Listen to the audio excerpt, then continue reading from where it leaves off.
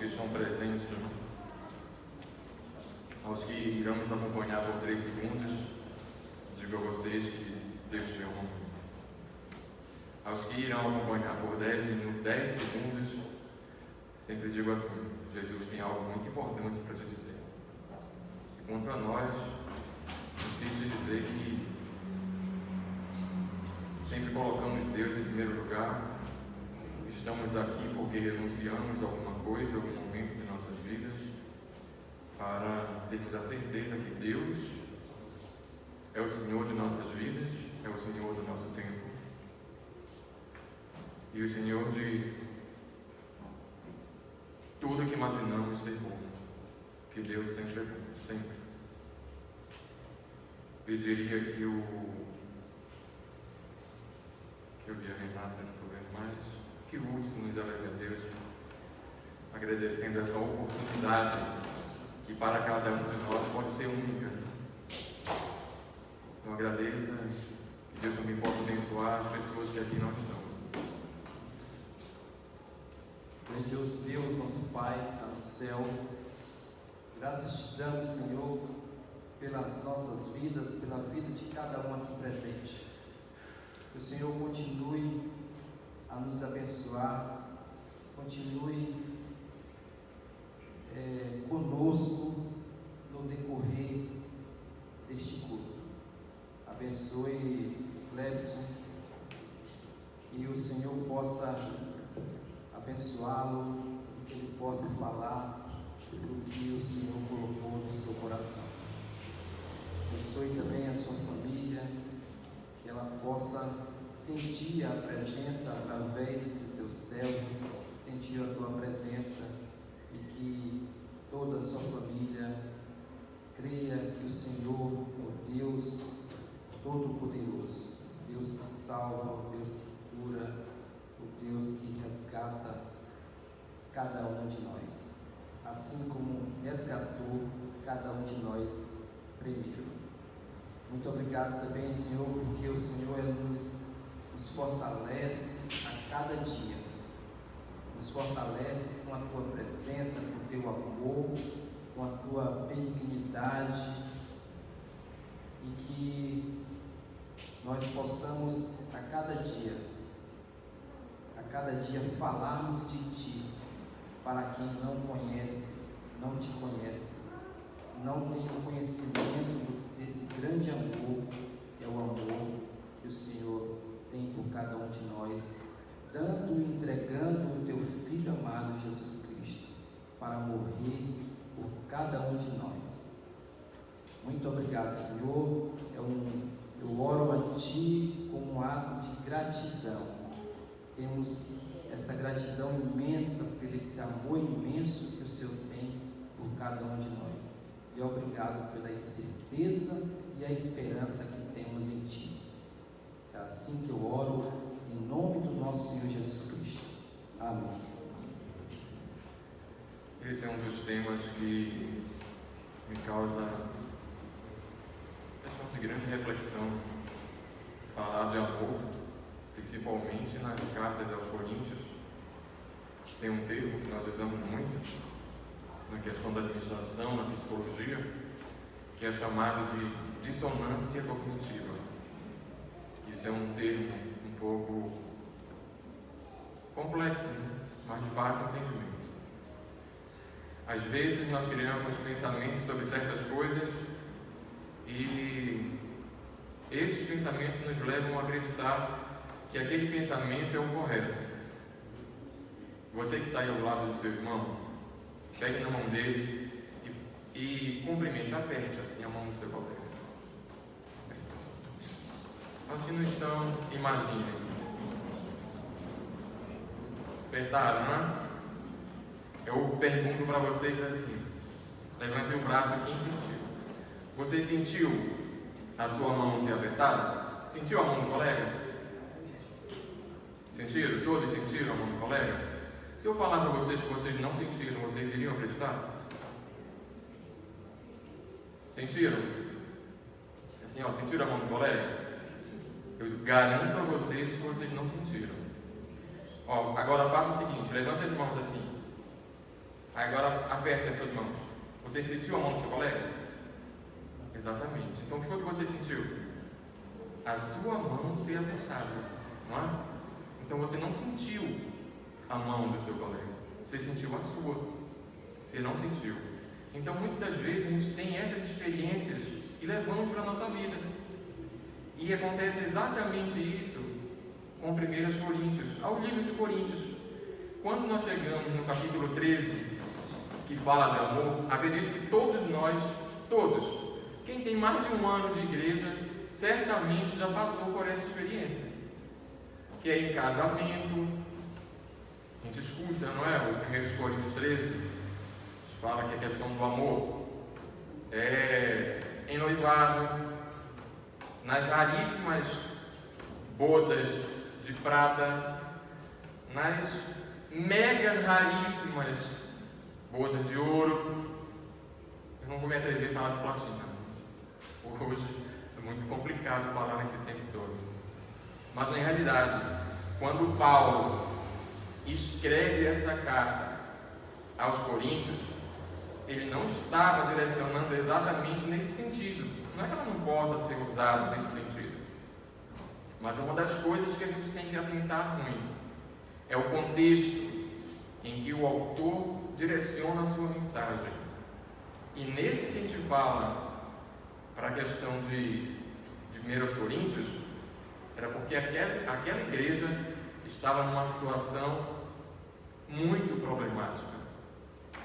Uma igreja que se sentia espiritualizada, mas não existia naquele momento igreja mais carnal do que a igreja de Coríntios.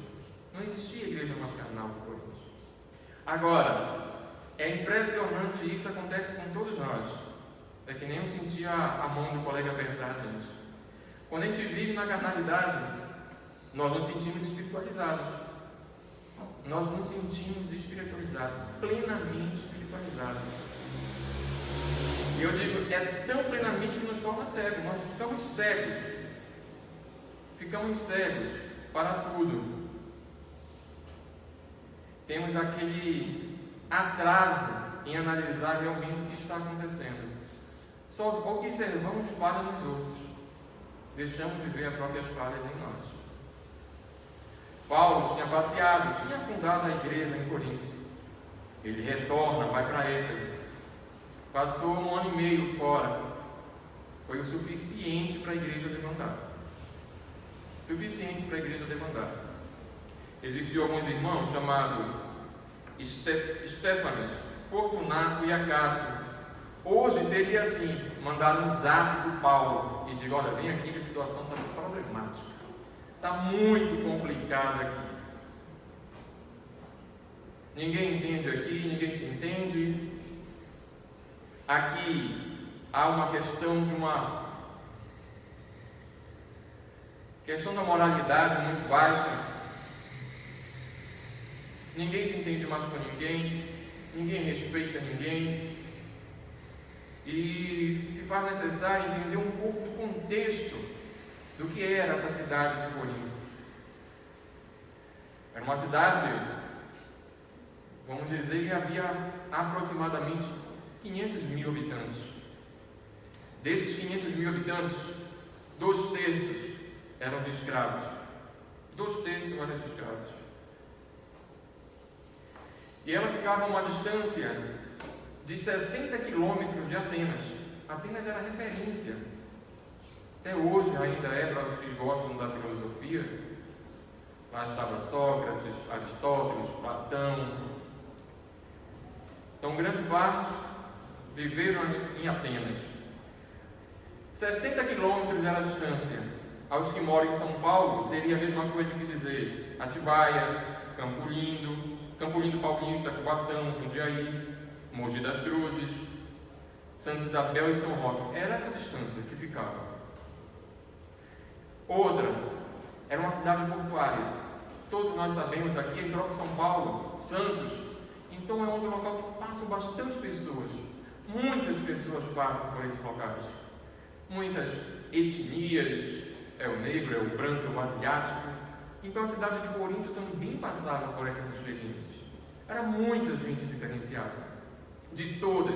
E essas pessoas também frequentavam as igrejas. E quando a gente fala de muitas pessoas, vocês imaginam a gente conviver dentro de casa com pessoas que nós conhecemos. Já é algo muito complexo, muito complicado, entender o ser humano no dia a dia. Agora você imagina você conviver com várias pessoas dentro da tua casa, diariamente. Pessoas que têm hábitos diferentes, culturas diferentes, uma língua diferente. Então, muitas das vezes, essa cultura é levada para dentro da igreja. Quando Paulo chega em Coríntios, a tradição daquele povo era firmada na questão da filosofia. Era a filosofia. Quando ele implanta a questão da igreja, leva a questão do falar de Cristo, do cristianismo, do amor de Cristo àquelas pessoas, aparentemente eles passam a aceitar, compreendem, mas não tem aquela conversão profundamente. E quando você passa a compreender a palavra de Deus, mas não tem aquela conversão, nós falamos que é igual um verniz. Se vocês observarem no banco que vocês estão sentados, tem alguns que estão bastante arranhados, alguns estão arranhados. É exatamente esse verniz. É uma capa de cristianismo. É só uma capa. Se vier alguém com outro discurso mais afável, mais amável, as pessoas tendem a se direcionar para isso. Então a gente chamava de uma cidade multicultural, diversos grupos étnicos. E o outro também era uma indústria bancária muito forte na cidade de Coríntios. Havia 2 portos em Coríntios, 2 portos, com uma distância de 14 quilômetros de um para o outro, não muito longe. Então, nessas igrejas, na igreja de Corinto, as pessoas tinham um bom poder aquisitivo, pelo menos um terço deles. As pessoas eram cultas, mesmo que não tivessem um conhecimento profundo do cristianismo, mas era baseado na questão da filosofia. Eram artesãos, filósofos. Então, todas essas qualificações dessas pessoas estavam dentro da igreja de Corinto. Todas elas. E quando você coloca muita gente convivendo no mesmo ambiente, certamente, como eu disse para você outrora, os hábitos culturais começam a tomar conta daquele local. Existia também um culto a Afrodite. Então eram colocadas mais de 1000 mulheres para servir a questão dos homens. E como eu falo para vocês, esses hábitos vão incidir na cabeça, no imaginário de todas as pessoas que estavam ali dentro daquela igreja. Todas não, grande parte. Porque estavam se adequando a esses hábitos. No transcorrer da mensagem, vou falar algumas coisas bárbaras que aconteciam dentro da igreja. E como as pessoas estavam tão acostumadas a presenciar aquilo lá, elas entendiam como normal.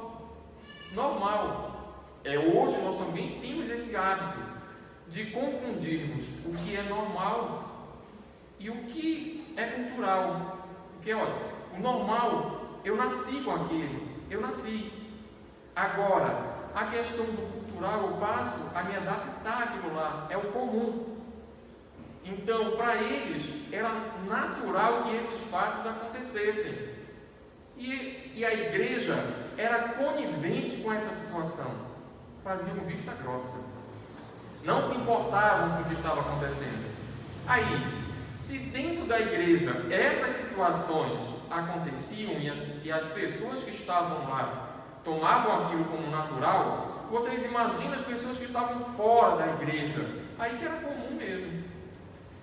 Essa igreja de Corinto, ela não tinha muitas pessoas, não passava de 120 pessoas, não passava de uma centena, eram poucas pessoas.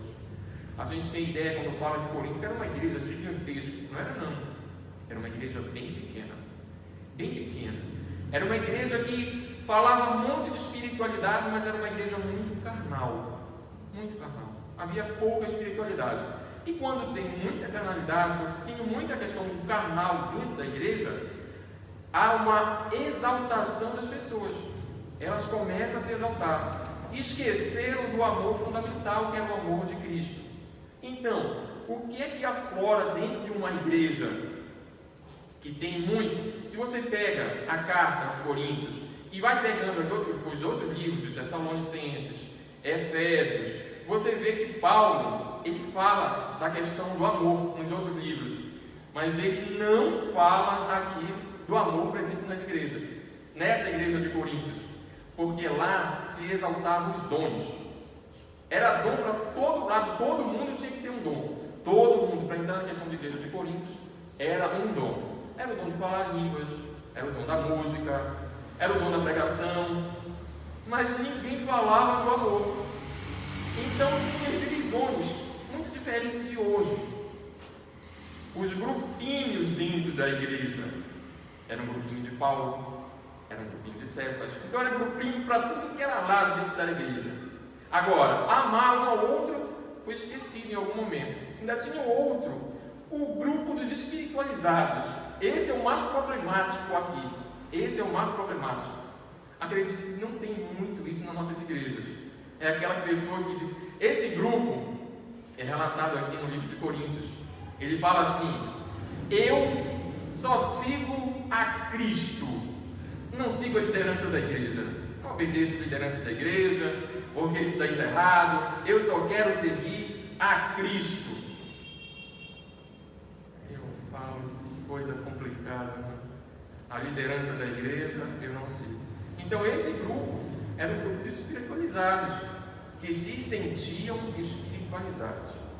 Então eles se apartavam de tudo, era um grupo todinho. Tinha o grupo de Paulo, como eu falei para vocês, o grupo de espiritualizados, os grupos que comem carne, o grupo que não come carne. Então todo mundo se encaixava dentro de um grupo.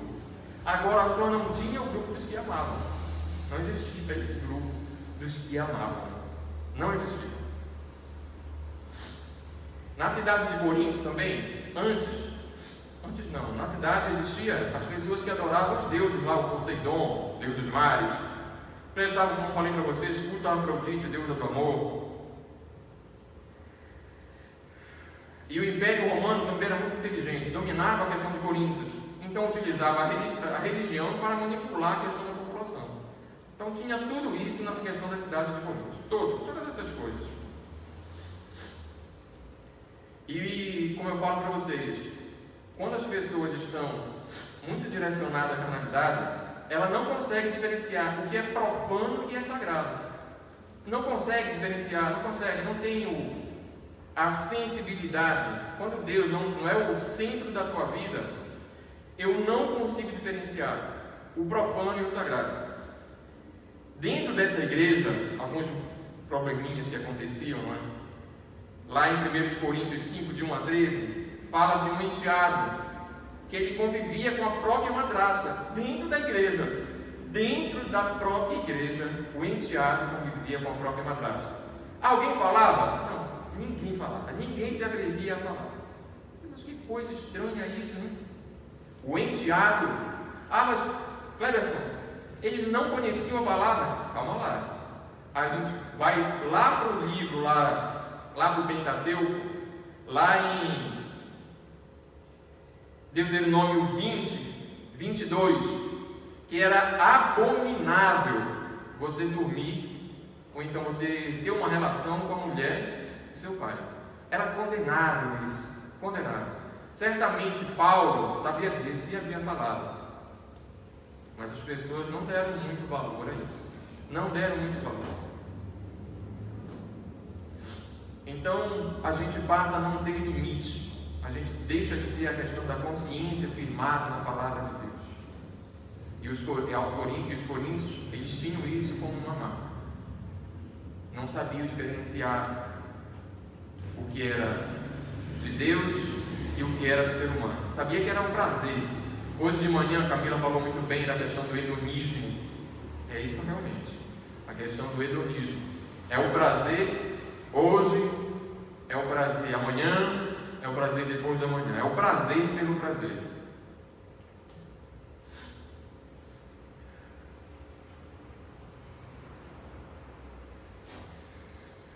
Dentro também dessa igreja existia muito marginalizado, muitas pessoas pobres não eram só ricos que haviam ali naquela igreja. E aonde tem uma parte menor e uma parte muito superior da questão dos ricos, a gente vê a questão da desigualdade dentro da igreja, a questão das oportunidades. Um se sentir melhor do que o outro. Deus escuta mais ao grupo espiritualizado. Deus não escuta o grupo que come carne.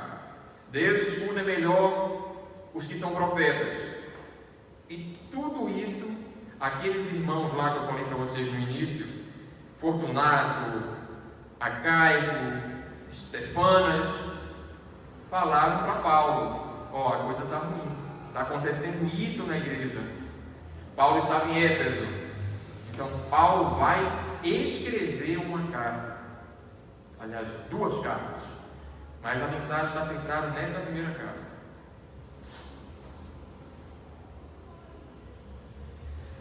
E a questão desses dons serviu de vanglórias para as pessoas que estavam ali. As pessoas se vangloriavam dentro da igreja. Eu consigo falar línguas, tu não falas, então tu és inferior. Então isso era comum nessa igreja, comum.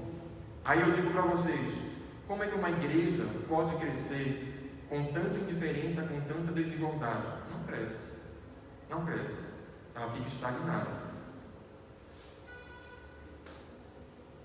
Lá em 1 Coríntios, como eu falei para vocês, Paulo chama a atenção, ele diz assim: geralmente se ouve que há entre vós fornicação, a fornicação tal, que nem entre os gentios se nomeia.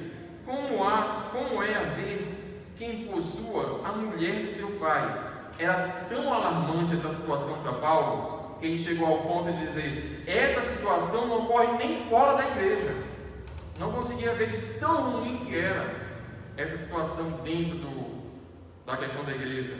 Relatei para vocês, se quiserem conferir, anotar, é lá em Deuteronômio 22:30, que a questão: nenhum homem tomará mulher de seu pai, nem descobrirá a nudez de seu pai.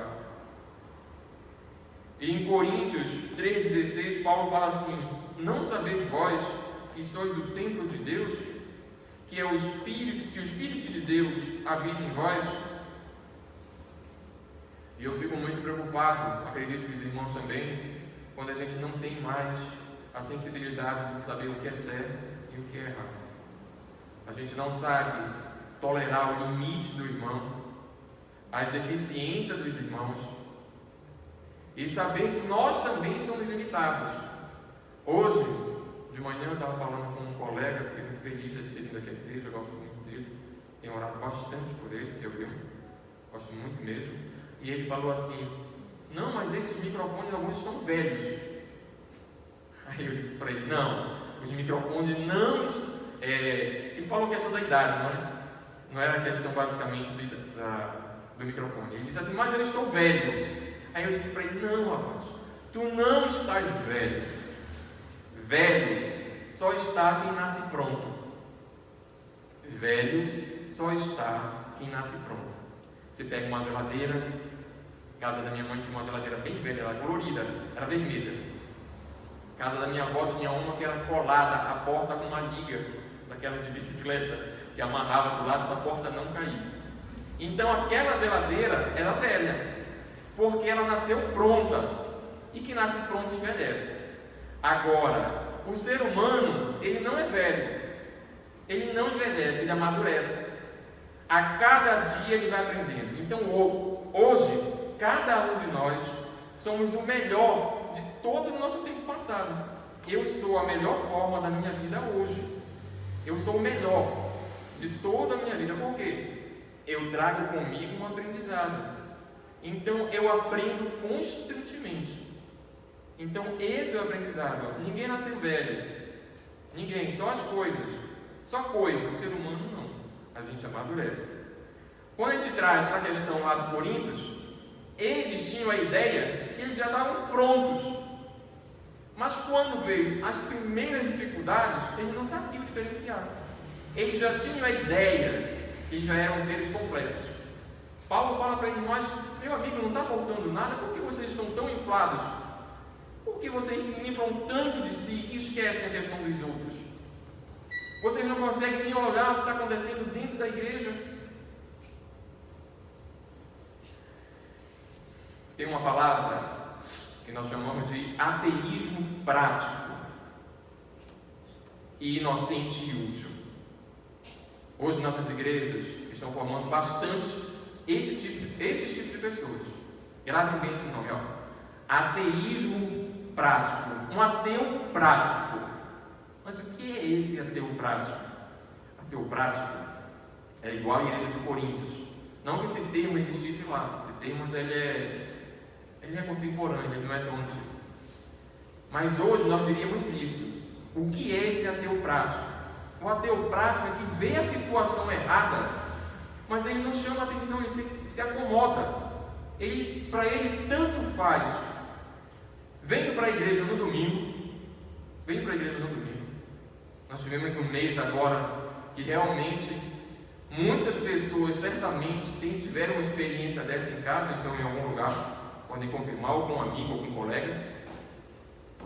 Venho para a igreja no domingo, mas dentro da minha bolsa eu deixo uma bermudinha, já com confete, né? Aqueles confetes, serpentina, né? Dos brilhos, e vou para o carnaval depois do culto. Vou pular o carnaval depois do culto. Esse é um ateu prático. Ele não liga para a situação, não liga, faz vista grossa, ele não tem a sensibilidade de saber que isso é errado, mas ele faz. Esse é um ateu prático. Lê a Bíblia, mas não compreende, não tem discernimento. Lê por ler, vem para a igreja, pode até trabalhar na igreja, ter atividade na igreja, mas faltou em várias pessoas lá em Corinto, que Paulo vai chamar a atenção, que daqui a pouco eu vou ler para vocês. Faltou uma verdadeira conversão. Essa conversão era o arrependimento, que Paulo vai detalhar cada um daqueles versículos de 1 Coríntios 13, que são 13 versículos. Cada um daquele era para uma situação específica da igreja de Corinto. Cada versículo daquele ali.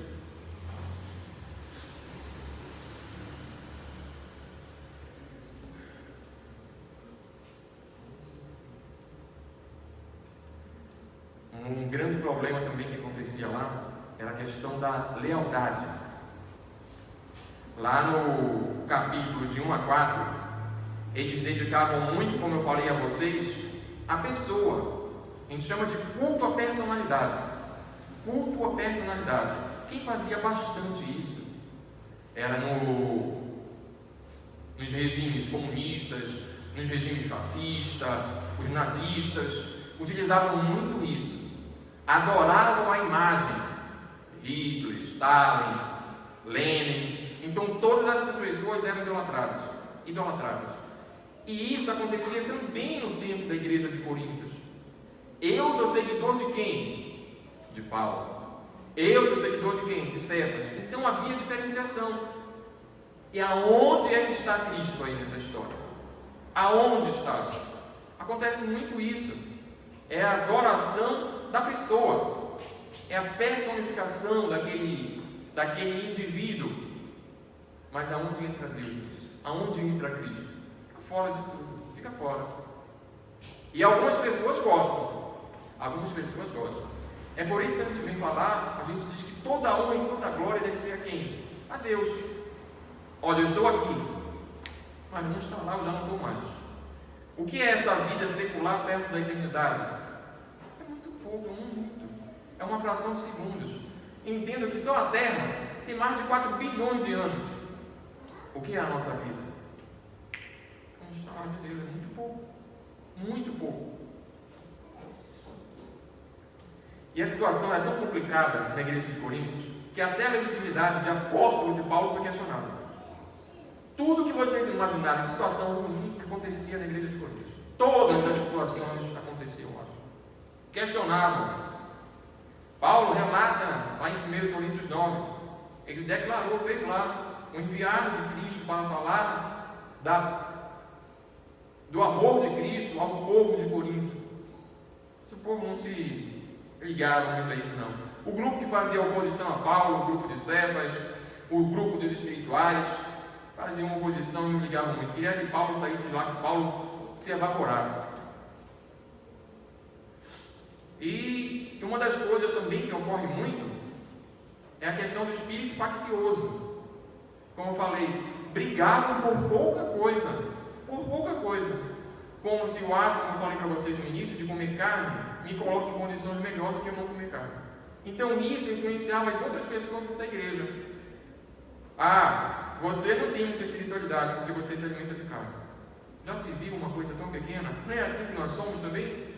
Quando o Espírito de Deus não está em nós, a gente acha defeito, no mínimo, onde até não tem.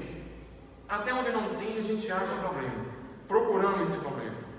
Até as mulheres também fizeram problema lá, criaram problema dentro da igreja. Para as mulheres naquela época, não existia diferença. Isso é o contexto da questão de Deus, não é? Não existia diferença entre homens e mulheres dentro da ordem de Deus. Para ela devia ser no mesmo patamar. Então isso, para a questão de Deus, havia diferenciações entre a mulher e a questão do homem. E nós sabemos muito bem as diferenças. Não melhores, não somos melhores, mas diferença tem. Existe diferença de um homem para o outro. De um homem para o outro. Existe diferença nos dedos das nossas mãos. Como é que não há diferença de um para o outro? Pode não haver privilégios. Pode não ser um melhor do que o outro, mas nós somos diferentes. Um ao outro. E eu pergunto para vocês, o que é mais importante em uma igreja? Qual é o foco da igreja? Qual é o objetivo central de uma igreja? Garanto a vocês que não é ter um envolvimento sexual com uma madrasta.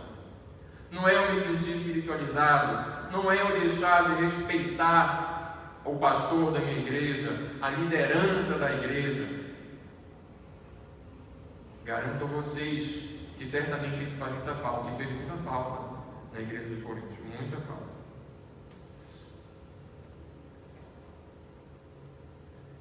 Nós sabemos, nós temos uma marca, levemos uma marca conosco, que é o amor de Deus por nós.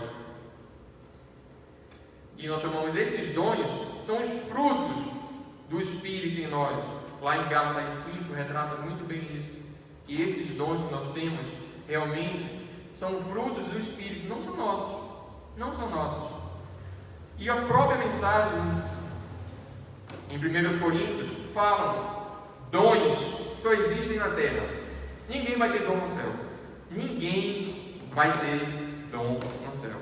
Os dons só existem nessa terra. No céu ninguém vai ter dom. Ninguém vai ter dom. Ninguém. Mas lá o amor ainda vai se desenvolver. O amor irá estar. O amor estará presente nos céus. Lá em 1 Coríntios 13, 1 a 3, ele fala da soberania do amor. O amor é soberano, sempre soberano. E ele fala assim, ó: ainda que eu fale a língua dos homens e dos anjos, se não tiver amor, serei como o bronze, que soa como símbolo que retine. Eu fui atrás de saber o que era símbolo. Esse símbolo, ninguém diz o que é isso. Dizem aproximadamente o que é. Eu não sei quem acompanha, eu gosto muito, que é desfile de escolas, desfiles escolares. E a gente deve saber o que é um prato, né? O prato, não tem aqueles pratos, não tem os pratos de escola que batem lá na bandinha da escola? Então o símbolo é exatamente isso. Aquilo é bom escutar de longe. Agora imagina você escutar todo dia isso de manhã, 5 horas da manhã te acordando. 5 horas da manhã batendo aquele prato. O Roberto deve saber muito bem, um prato. Aqueles pratos primitivos, de cobre, um com o outro. Então era exatamente isso, ó. E a gente não deve confundir. Paulo não está dizendo aqui que existe ou existiu a questão das línguas, essas línguas dos anjos, não é? Ele fala no sentido aqui que exagera. Olha, exagera. Ainda que eu fale, significa que eu falei. Então é ainda que eu fale. Então ele exagerou bastante aqui, ó. ainda que eu tenha o dom de profetizar e reconheça todos os mistérios e toda a ciência, ainda que eu tenha tamanha fé a ponto de transportar montes, se não tiver amor, de nada vale. De nada vale você ter todas essas coisas. Nada, nada. E, como eu falei para vocês, a igreja de Corinto tinha isso. Tinha isso.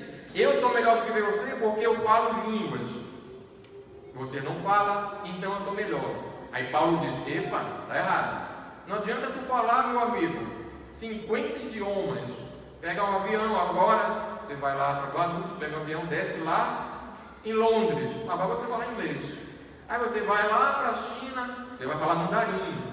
Beleza, você vai para Portugal, fala português, mas não tem problema. Vai para a Espanha, fala o espanhol, não tem problema. Mas, meu amigo, se você vê alguém não conseguir amar, de pouco adianta você falar tantos idiomas desses. E tem mais, não adianta você chegar aqui e falar hebraico se a gente não entende nem português. Então tem que ter alguém para interpretar o hebraico. Tem que ter, eu vou falar hebraico, mas como eu amo vocês, eu vou primeiro saber se tem um intérprete aqui, para que possa interpretar o que eu estou falando e a mensagem possa chegar aos seus corações. Não adianta eu falar nada. Na igreja de Corinto, não. Eu cheguei uma vez era uma igreja. Não que eu diminua o poder de Deus, mas eles estavam falando alguma coisa que era incompreensível. Incompreensível. Mas eu digo, mas quem é que está interpretando isso? Não é preciso, o Espírito Santo faz. Eles era um som que eu não compreendia. Não compreendia. E aqui outra coisa também. Como havia muita diferenciação dentro da igreja, tinha as pessoas que ajudavam as outras e se gloriavam por estarem ajudando os outros. Aí Paulo diz assim, de novo, ó, sempre o ainda, ele está aumentando, exagerando, né?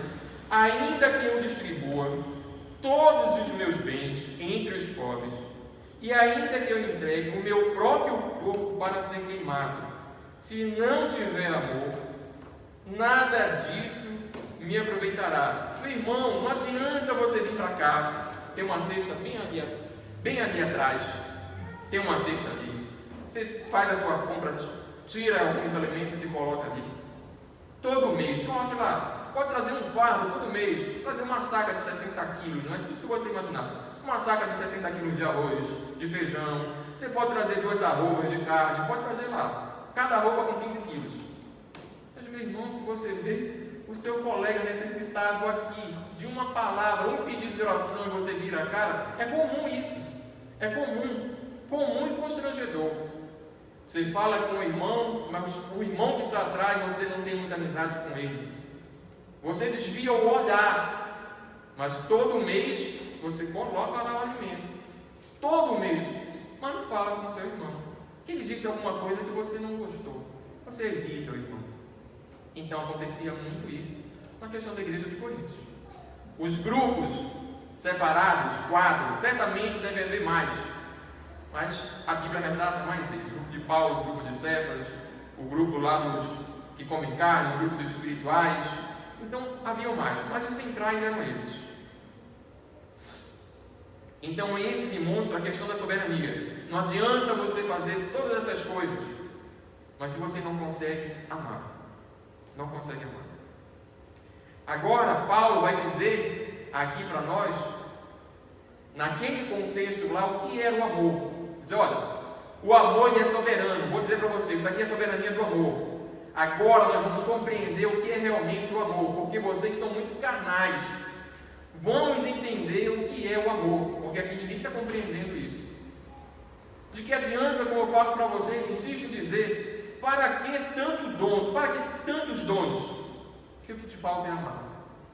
De que te adianta ter dom de tudo, mas se tu não consegue fazer o básico que é amar?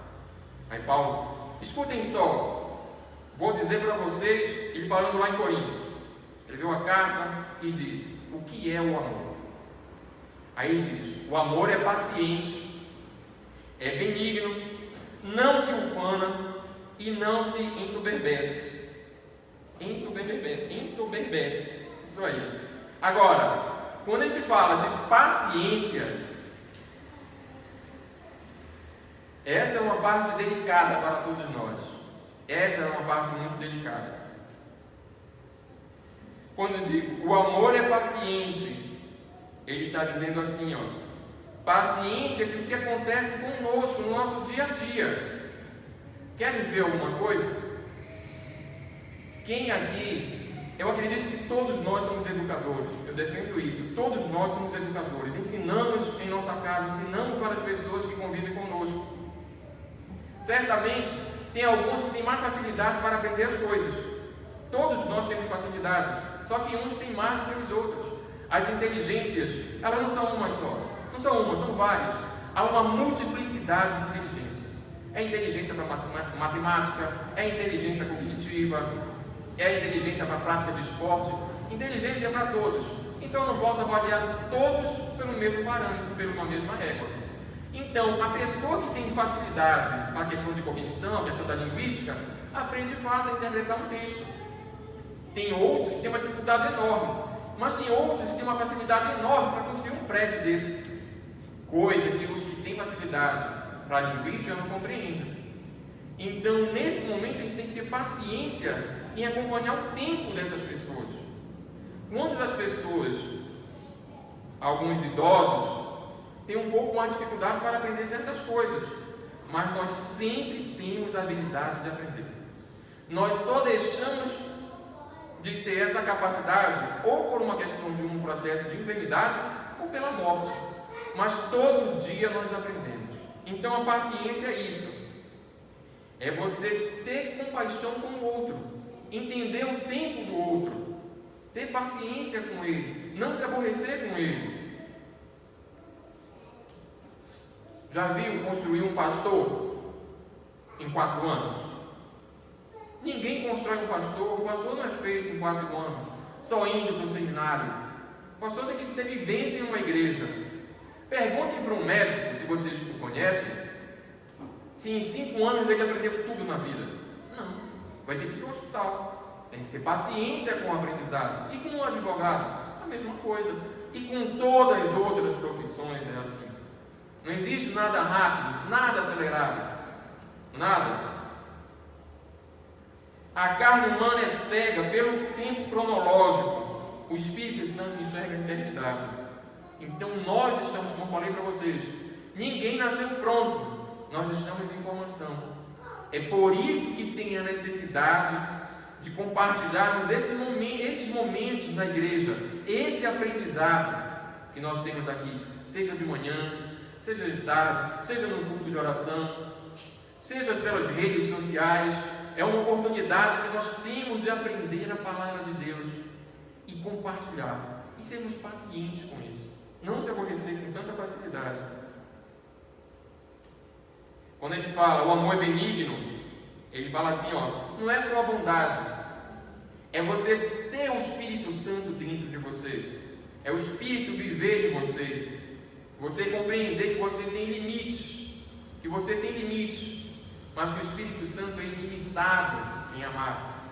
Então, quando diz, mas eu não consigo ser bom, eu não consigo ser bom para tanta gente, eu só consigo ser bom para os que são bons, as pessoas que não são bons eu não consigo. Então, isso daí não nasce contigo, não é inato, você adquire isso. Quando a gente fala de inato, é um termo muito usado na área da saúde. Inato é quando eu nasci com aquilo, eu ganhei resistência, eu nasci com aquilo. Que nem um bebê quando nasce, que a mãe o amamenta, ele vai ganhando imunidade, a mãe passa, que a gente chama de imunoglobulinas, vai ganhando resistência a algumas enfermidades. Nasceu com aquilo, a mãe vai passando para ele. Agora, quando ele se vê em alguma situação que ele gripa, o organismo ganha resistência, então ele se adaptou àquilo lá. Então foi uma adaptação, ele adquiriu resistência. Assim mesmo somos nós. Esse amor não nasce em nós. Não é inato do ser humano. O ser humano, na sua essência, ele é mau. O ser humano, na sua essência, ele é egoísta. O ser humano, na sua essência, ele cobiça. O ser humano, na sua essência, ele deseja o mal para os outros. Deseja isso, é humano. Agora, quando você adquire e compreende o amor de Deus, você deixa de ser mal? Não, você continua sendo mal, mas você não vai mais praticar maldade. João fala, né? É importante que Deus cresça e eu diminua. Então Deus, quando cresce, a maldade diminui dentro de ti. A maldade diminui, mas ela existe. Ela existe. Eu me afasto dos caminhos de Deus, ela cresce. Ela cresce de novo. Eu tenho que estar próximo, eu tenho que estar em comunhão com Deus. Eu tenho que estar em comunhão com os irmãos. Não existe comunhão com Deus e odiar os irmãos. Não existe comunhão com os irmãos. Não existirá, quer dizer, comunhão com Deus se não existir entre os irmãos. Há necessidade disso. E quando a gente fala que o amor é benigno, fala da compaixão. Quando eu digo compaixão, é eu entender que o ser humano é limitado, que o ser humano tem um tempo de aprendizado, ele tem limitações. E Jesus, compreendendo isso, ele sabe o que nós queremos. Lá em Lucas 18, 35 a 43, ele encontra um cego. Ele sabia o que o cego queria, mas ele perguntou para o cego compreender. Eu peço para o irmão fazer uma atividade, mas eu nem sei se o irmão tem condições de fazer aquilo lá, se o irmão compreende aquilo. Eu não compreendo a limitação, eu não tenho compaixão pelo irmão. Faça isso, e se ele não faz, eu me aborreço.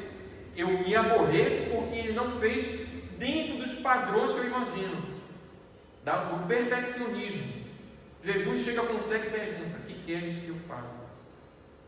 Jesus sabia, mas ele queria escutar. Ele não vai pedir: eu quero um pão seara, que estou morrendo de fome, um pão com presunto seara. Ele não pediu. Não pediu. Poderia pedir muitas coisas: Deus conserva a minha casa, está cheio de goteira, ou então me ajuda a retornar para casa. Então Jesus tem compaixão, ele vai escutar o que é que tu queres, o que tu estás precisando. Então essa que é a questão da bondade, é compreender a limitação do outro. É essa marca que nós devemos ter, a questão de ser bom. Mas essa bondade é pelo Espírito Santo que habita em nós. E ele também fala que o amor não arde ciúmes. Aqui é um problema. E lá em 2 Coríntios 6,9, ele fala assim: estáis limitados nos vossos afetos. Não é só em relação à questão de sentir ciúme do outro, mas é estar feliz com o sucesso do outro. É você ter algum bem e compartilhar com o irmão. Você não tem aquela questão que nós falamos assim: desapega disso, tu não estás precisando, para que tu tens tanta coisa? Não, as minhas coisas, eu tenho ciúme delas, de cada uma dessas. Você não quer compartilhar com ninguém. Aí leva a pensar que é ciúme do outro. Não, é ciúme do que tu tens, que tu não queres compartilhar com ninguém. É a questão do egoísmo puro. É a questão do amor condicional. Do amor condicional. Eu te dou, mas desde que você me dê algo em troca. Eu preciso receber algo em troca. Se você não me der, aí eu te digo: isso é um amor? Não, está na carnalidade. Eu só te dou se eu sentir que tu pode me retribuir. Se você não tem capacidade de me retribuir, não vou te dar. Não vou te dar meu amor, não vou te dar nada. Eu te digo, não é ser generoso. Ser generoso com as pessoas. É eu dar sem pensar em receber algo em troca. Aí eu digo para vocês: a igreja de Coríntios percebia isso? Não percebia isso. Era um culto, a cada um queria ser melhor do que o outro. Ninguém queria. A igreja, para eles, determinados grupos eram melhores que os outros.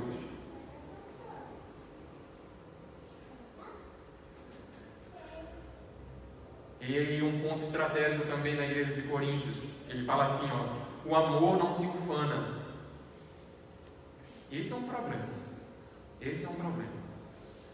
Como contei para vocês, eu relatei, lá existia o grupo que era melhor que o outro. O grupo que fala línguas era melhor que o grupo que profetizava. Não era assim? Então, isso acontece muito dentro das igrejas, trazendo hoje para os nossos tempos. A igreja que conta muita vantagem, porque são curas milagrosas que a igreja faz.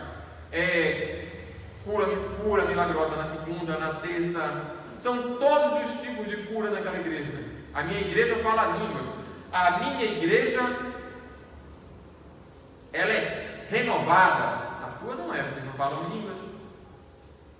Aí eu digo assim, que vantagem tem isso? Que vantagem?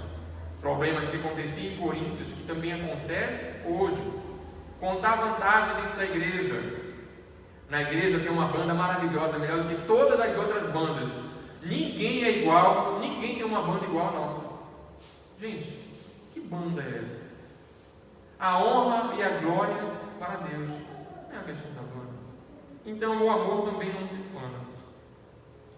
Paulo chama atenção lá no capítulo 4, que ele diz assim: mas alguns andam inchados, como se eu não houvesse de ir ter convosco.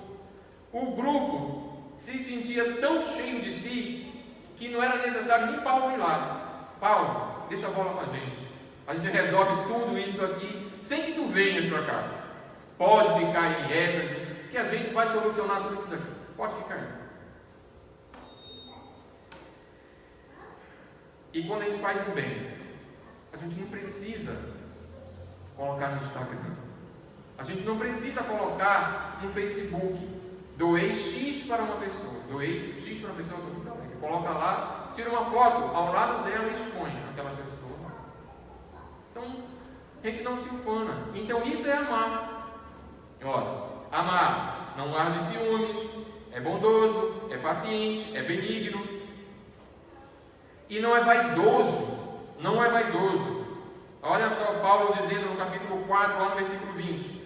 Porque o reino de Deus consiste não em palavra, mas em poder. Aí Paulo diz para eles assim, agora de uma forma um pouco mais com ênfase: que preferis? Irei a vós outros com vara ou com amor e espírito de mansidão?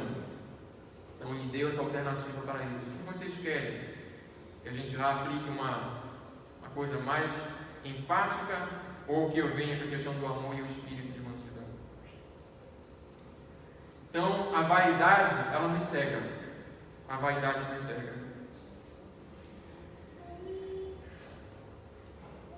E outro também, não é? É a questão do não. Não se conduz inconvenientemente.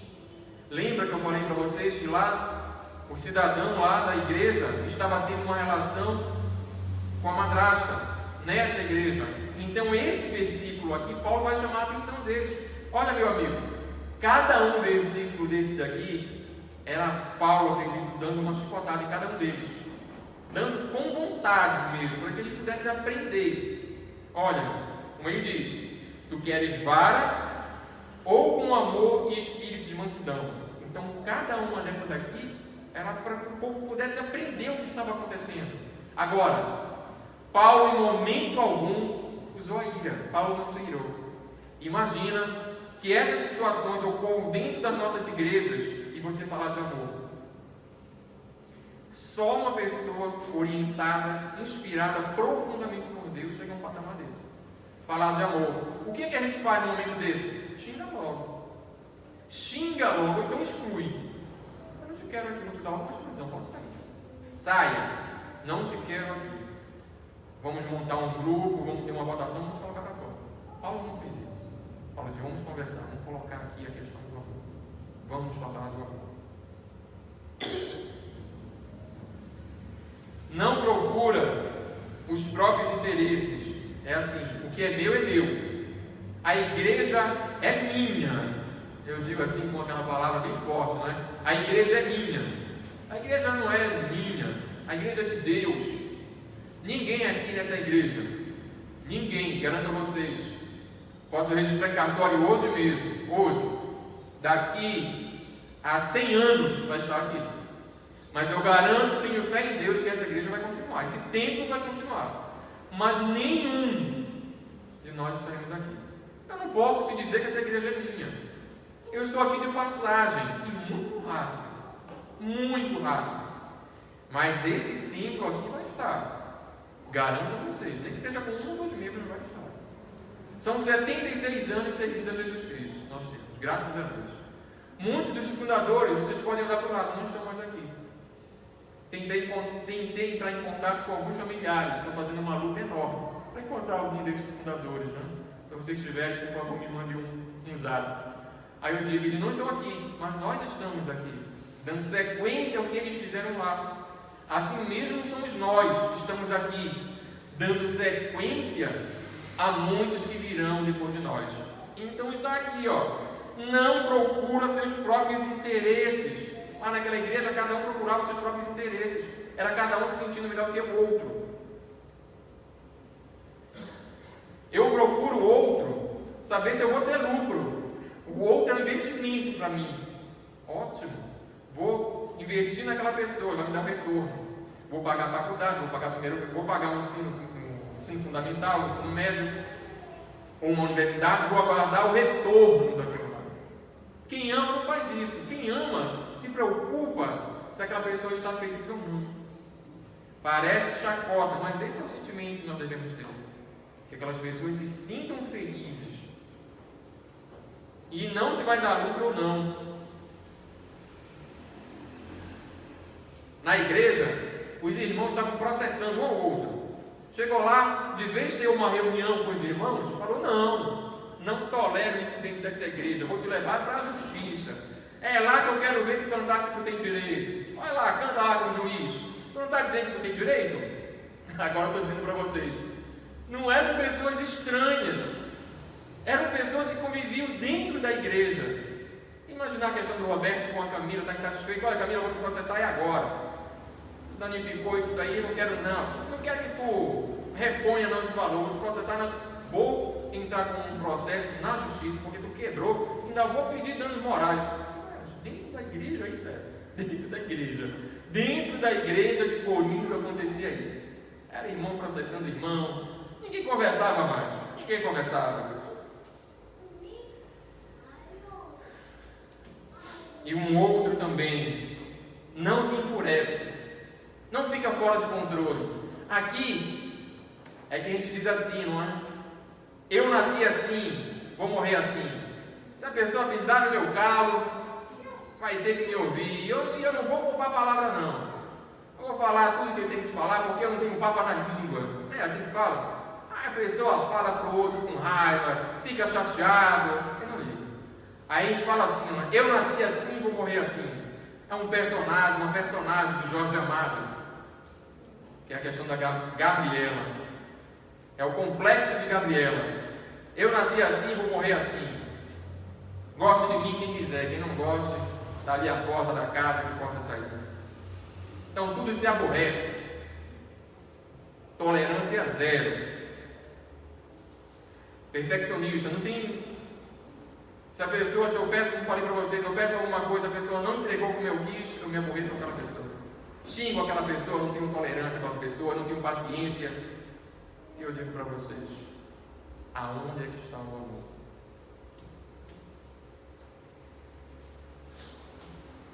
Não se ressente do mal, não guarda rancor. Aí vocês vão estar pensando, né? Se o sermão foi bom, se o sermão foi ruim, aí os irmãos começam a conversar um com o outro. Aí daqui a uns 5 anos eu escuto. Aí vou deixar de falar com os irmãos. Eu não vou falar mais com ninguém porque falaram que o sermão foi ruim. Eu não quero mais escutar nada. Aquele irmão lá não gosta do que eu estou falando. Aí eu digo para vocês, para quem é que a gente fala? Fala para Deus. Falando para Deus. O culto, nós estamos aqui cultuando a Deus. Então a gente tem que agradar a Deus. Simplesmente agradar a Deus. Agradar mais a ninguém. Agradar mais a ninguém. Simplesmente agradar a Deus. Mas as pessoas, quando escutam, ficam aborrecidas com o irmão e não falam mais com o irmão, porque não gostou do sermão do outro. E eu digo para vocês, nada mais arriscado do que viver. Viver é muito arriscado. Viver é muito arriscado. É medo de ficar doente. A gente abre, impressionante, né? A pessoa abriu a porta, abriu a janela, pegou um vento, lá vem a pneumonia. Abriu a porta, pegou um vento frio, havia um derrame facial, a pessoa fica lá com o rosto torto. Abriu a geladeira, outro derrame facial. Saiu na rua, chegou lá, o cidadão não cuidou muito bem do carro, dá um freio, o cidadão bate no teu carro. Tu tenta discutir, o cidadão sai com uma escopeta daquela 12 te ameaçando. É muito perigoso viver. Agora, tem alguma coisa. Sempre vai ter alguém que vai fazer mal pra gente. Agora imagine você se aborrecendo com todas essas pessoas. Faça o seguinte. Não saia mais de casa. Deixe de comer, deixe de fazer qualquer coisa, vive em casa. O único local certamente que você tem a possibilidade de não se aborrecer é ficando em casa. Mas eu te digo isso ainda mesmo que tu fique em casa, tu não gasta energia, tu não gasta nada, vai se aborrecer. Com conta de água, com conta de luz, com PTU, tu vai te aborrecer. Não tem jeito que nós vamos se aborrecer com qualquer coisa. O ser humano nasceu para viver aborrecido. Não é assim?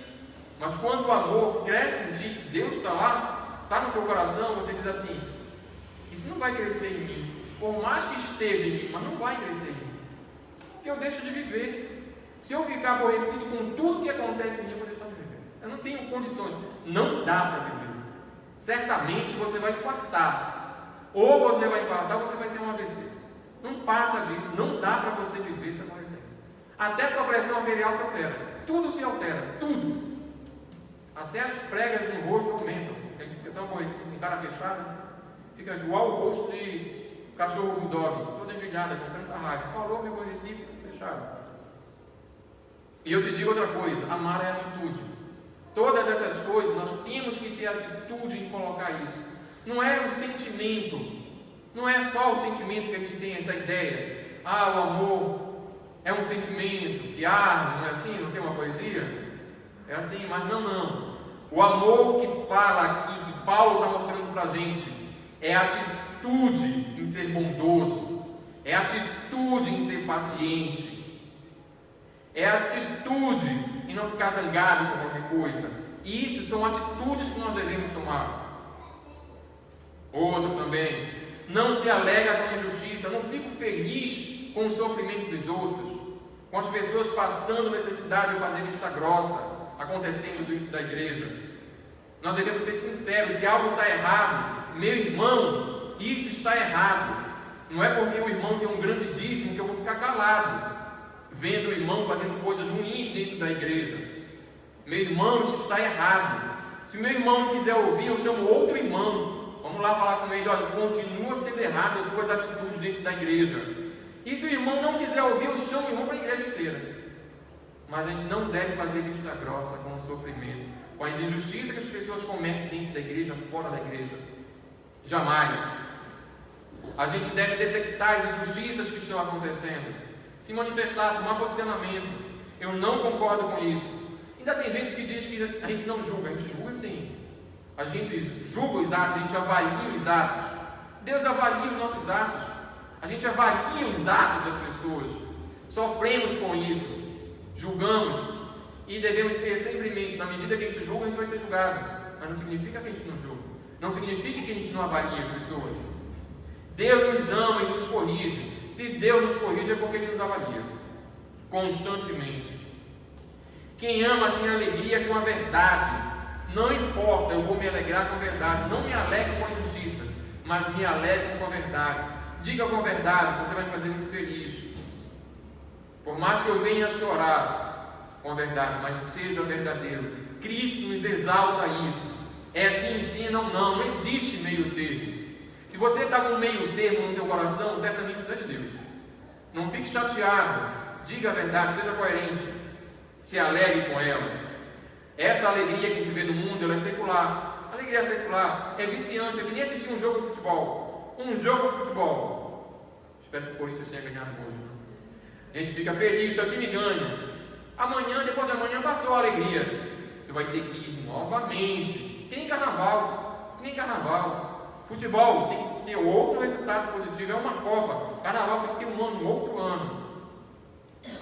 Então essa alegria, a gente diz, secular, ela limita a gente, viciante, limitada.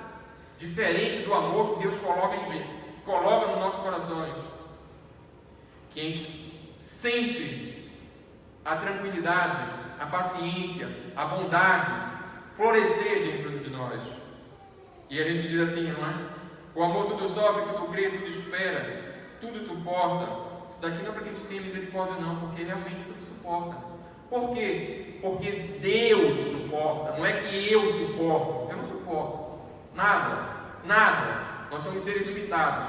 Mas o Deus que está na gente, o Deus que habita em nós, faz a gente suportar, faz a gente crer e faz esperar. E suportamos. Finalizando, com 1 Coríntios 13, de 8 a 13, nós falamos da sobrevivência do amor, falamos da soberania do amor, de 1 ao 4, falamos do 5 ao 7, o que é o amor. Quem ama realmente tem essas características. Se você encontrar essas pessoas, pode dizer que essa pessoa ama, que realmente Deus, Cristo está nessas pessoas. Você sente. Eu evito. Quando é que eu digo que eu sei o que é o amor? É quando eu evito fazer essas coisas. Eu evito ficar com raiva. Eu evito ter ciúme das coisas. Eu evito ter vaidade. Então é uma atitude, como eu falei para vocês. Eu evito ter isso. Eu tenho paciência. Eu amo ao próximo. O amor jamais acaba. Falei para vocês que as línguas no início cessarão, mas o amor vai sobreviver, porque Deus mesmo fala que Ele é amor. Então vai sobreviver. Os dons servirão apenas na terra. E a igreja de Corinto não entendia muito isso. Se exaltava. Porque em parte conhecemos, em parte profetizamos. Nem todo mundo conhece tudo, nem os profetas nunca conheceram tudo, conheciam apenas parte. Mas quando Deus vier, certamente conheceremos isso tudo. Conheceremos a Deus plenamente. Profecias não vão existir mais, irão desaparecer. Dons pertencem a esse mundo. Profetas não sabem de tudo, muito há de ser revelado. Aí fala assim: quando porém vier o que é perfeito, então o que é em parte será aniquilado. O amor, se amamos, não há necessidade de dons. A vinda do Senhor, a construção da igreja, isso também eu acredito os que viram. Por isso ele fala assim, quando porém vier o que é perfeito, então o que é em parte será aniquilado. Eu vi meu pai, está lá em Belém, construir muitas casas o papai fez. O homem é um construtor nato, gostou de fazer casa, gosta de fazer casa. Se alguma coisa, convida meu pai que gosta lá de fazer casa. Meu pai fazia as casas, nós construíamos andaimes fora, os andaimes que chamam aqui, né? Construía tudinho na casa, lá da frente até atrás. O papai fazia, rebocava. No final, o meu pai tirava tudo aquilo, tirava tudo aquilo. Então é muito semelhante a isso. Da feita que a obra está feita, não necessita mais dos andaimes, acabou aquilo lá. Construir aqui a igreja. Os que viram, né? Devia ser cheio de andaimes aqui. Ninguém vê, mas nenhum aqui, pode olhar para qualquer lado. Então a obra está feita, Deus está conosco. Não precisa mais desses dons, não precisa profetizar. Deus está conosco. Nada disso mais vai ser necessário. Nada disso. Então a gente não deve, hoje, você, eu, se exaltar por isso. E aqui também, ele vai ter a síntese, ele vai agora fechar, como a gente fala, com chave de ouro, que acontece muito. Todas as coisas que ele falou foi por questão de entendimento, de maturidade. Ele fala assim, quando eu era menino, falava como menino, sentia como menino, pensava como menino. Quando cheguei a ser homem, desisti das coisas próprias de menino. Menino que se aborrece, dá um pirulito aí pro Cauã e tira dele. Vai ficar invocado, vai ficar chateado. Dá um pirulito, um bombom para aquela outra criança ali, vai ficar chateada também. Conosco não pode acontecer isso. Eu me chatear com qualquer problema, ficar aborrecido com qualquer problema, perder a paciência com o irmão. Não posso ter isso. Quem tem esse comportamento? São as crianças. São crianças que se aborrecem com qualquer coisa. Então Paulo chama isso. Paulo diz literalmente para ele: vocês são meninos. Vocês não têm possibilidade de se alimentar com o que é sólido.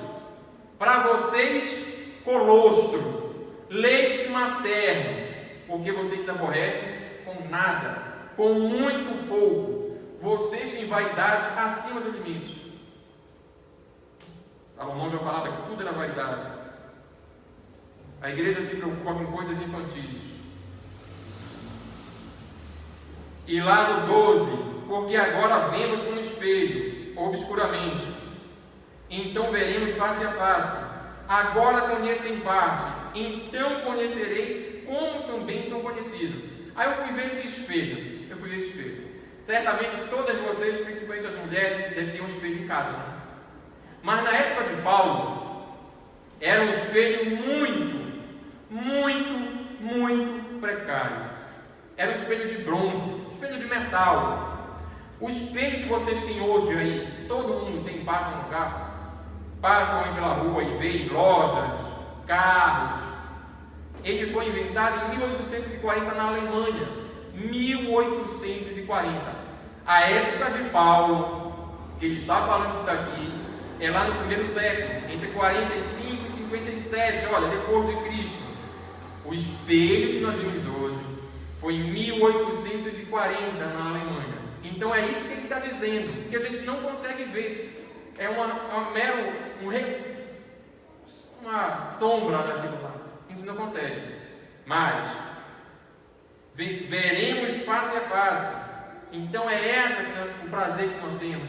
Vamos ver face a face. O amor é a maturidade da igreja, porque uma igreja que ama evita todos esses problemas.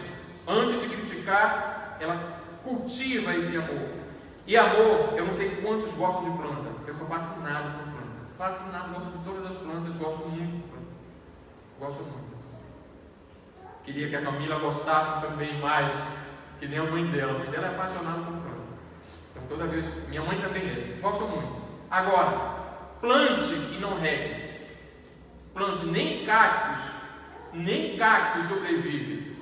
Nem cactos. Meu filho pergunta, mas pai, no deserto não tem água. Perfeito, mas Deus é perfeito. Se não tem água, tem a umidade da noite, porque no deserto é frio. Todo deserto é frio e Deus é sábio. Então precisa regar. Agora, não adianta só regar. Tem as ervas daninhas que vão tomar conta da tua planta se tu não cuidar. Tem que podar.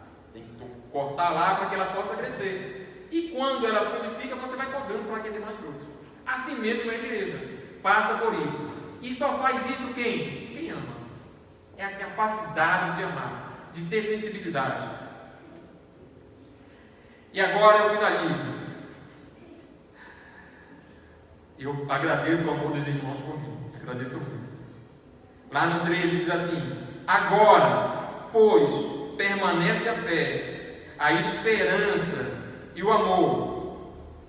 Dos três, apenas o amor ficará. Aí eu te pergunto por quê? Nós estudamos isso hoje de manhã aqui na igreja, falamos isso. O pastor falou isso. A fé é certeza da coisa que não vemos. Meus amigos, meus irmãos, se a gente vai estar com Cristo lá, com Deus, de que vai adiantar a tua fé? Se tu estás vendo Cristo. Está vendo Cristo, não precisa mais fé. Acabou a fé, ó. Acabou a fé. Estou vendo Cristo, já não preciso mais ter fé. E a esperança? Expectativa de coisas que se tornem reais. Não tem mais que ter expectativa, eu já estou vendo Cristo. Acabou a expectativa, acabou a esperança. Eu estou vendo. Se eu ver, ó, eu só tenho esperança enquanto eu não vejo. Eu vi, acabou a esperança, acabou. Então está vendo Deus.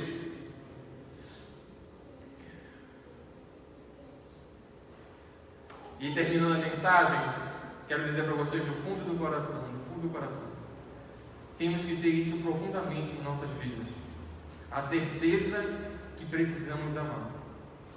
Precisamos amar porque quem odeia não tem a Cristo. Cristo jamais vai habitar em um coração que odeia. Jamais. Que Deus possa nos abençoar, nos iluminar e tenha compaixão nas nossas vidas. Amém.